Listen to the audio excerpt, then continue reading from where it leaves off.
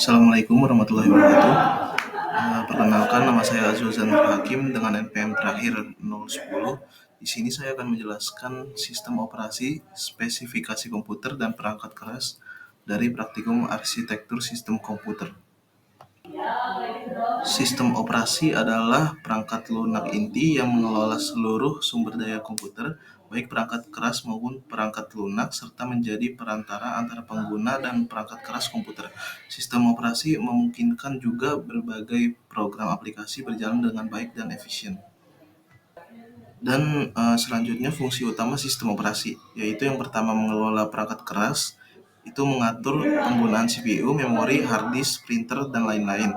Yang kedua menjalankan program aplikasi, lalu yang ketiga mengelola file dan data, lalu yang keempat mengatur user interface, dan yang terakhir itu mengatur proses. Baik, untuk selanjutnya ada hasil spesifikasi komputer. Yang pertama itu ada hostname. Hostname itu nama perangkat komputer di jaringan. Terus yang kedua itu ada OS name, itu sistem operasi yang digunakan. Lalu ada OS version, itu versi dan build dari OS.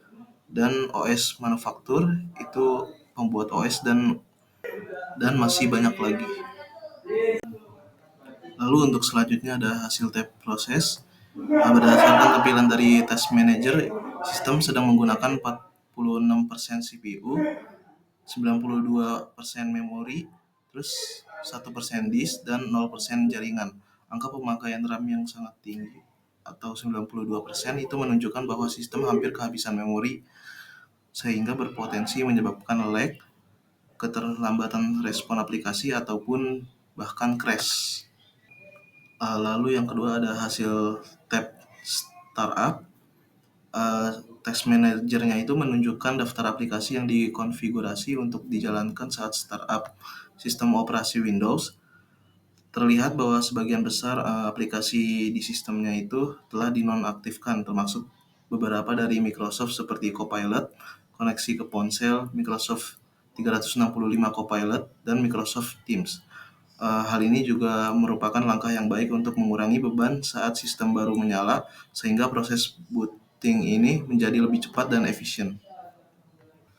Lalu selanjutnya ada perangkat keras. Perangkat keras adalah semua komponen fisik dari komputer yang dapat disentuh dan dilihat secara langsung.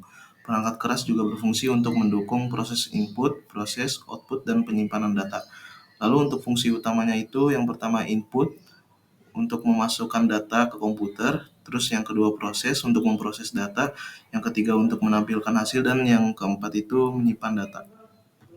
Dan beberapa perangkat keras itu terdiri dari motherboard, SSD, power supply unit, RAM, dan lain-lain. Yang pertama ada motherboard. Motherboard itu papan sirkuit utama pada komputer yang menghubungkan dan mengatur komunikasi antar komponen penting seperti prosesor, RAM, SSD, HDD, kartu grafis, dan perangkat input-output.